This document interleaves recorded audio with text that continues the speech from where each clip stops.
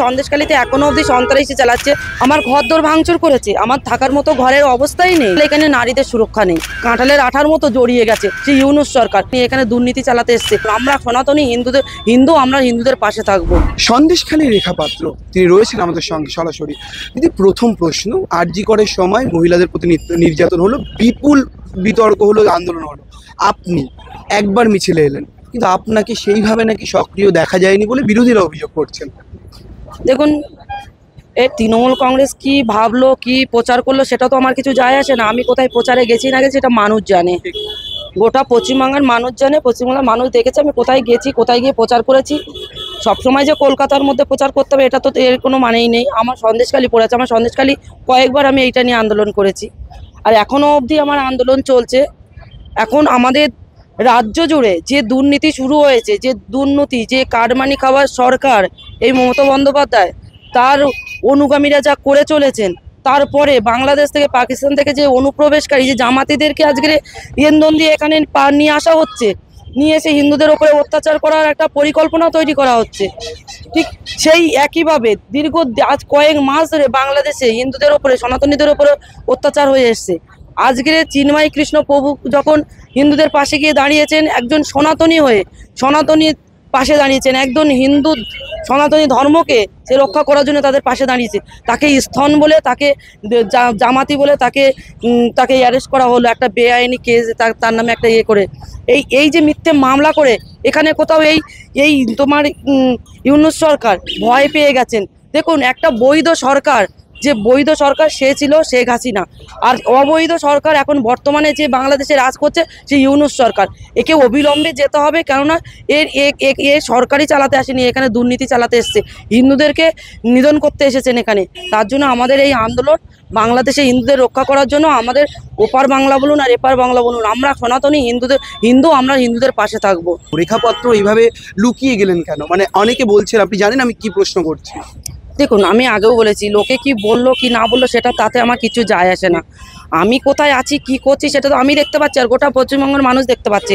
গোটা পশ্চিমবঙ্গ বলা তথা গোটা ভারতবর্ষের মানুষ দেখতে পাচ্ছে আমি কোথায় আছি না আছি। তো এখানে কে কি বললো, আর বিশেষ করে যারা বলবে তারা এই তৃণমূল কংগ্রেস, এই রাজ্য সরকার, এই মমতা বন্দ্যোপাধ্যায়েরই অনুগামীরাই বলবেন, এছাড়া আদার্স কেউ বলবেন না।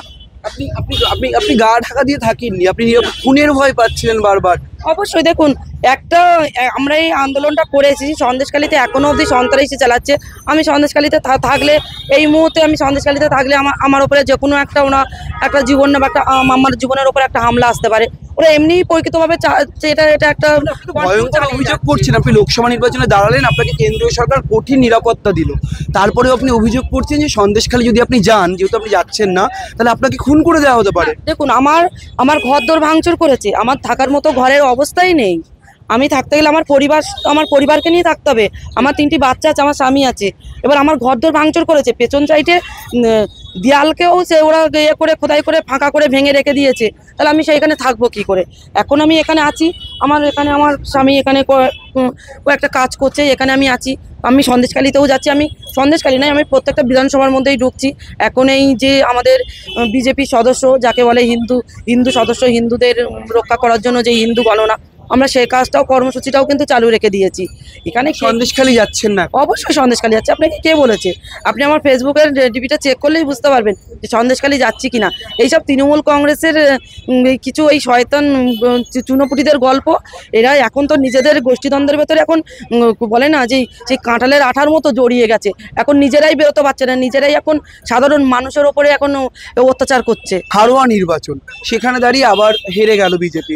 সব মিলিয়ে কি মনে হয় যে আবার কি আপনি লড়াইয়ে ব্যাক করবেন? যেহেতু ওখানে সাংসদ আসনে একজন মারা গিয়েছেন, আবার নতুন করে উপনির্বাচন হবে, আবার যদি আপনি দাঁড়ান, এখন আপনার রণকৌশল কি? পরবর্তীতে কি পদক্ষেপ নিতে চলেছেন? রাজনৈতিক ভবিষ্যৎ কি রেখাপাত্রের?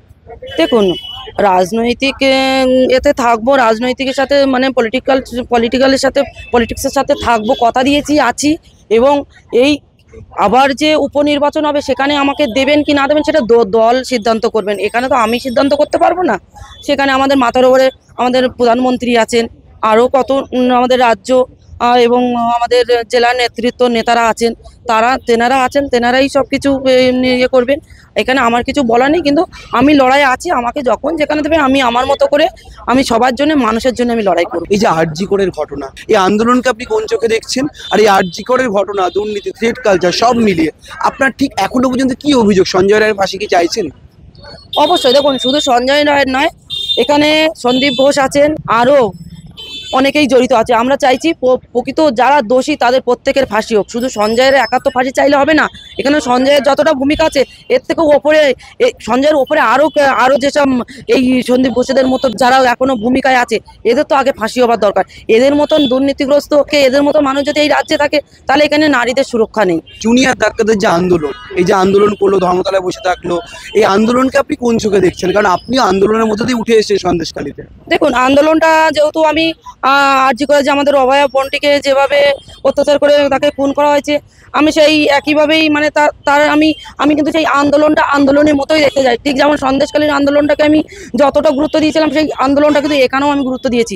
কিন্তু আমি পরিবর্তন কিছুদিন বাদে যখন আমি দেখতে পেলাম যে জুনিয়র ডাক্তার ভাই বোনেরা যেভাবে বিজেপির নেতারা গেলে তাদেরকে গো ব্যাক স্লোগান দিয়ে তাদেরকে সেখান থেকে বের করে দেয়, কিন্তু এখানে যখন সিপিএম এর কোনো কোনো নেতারা গেলে তাদেরকে কিন্তু সমর্থন করে। তো আমার মনে হয় এখানে সিপিএম এর কিছু ভূমিকা আছে, কিন্তু এই আন্দোলনটা যতই জুনিয়র ডাক্তার ভাই বোনেরা সিপিএমকে সমর্থন করুক, আমরা কিন্তু তাদের পাশে আছি।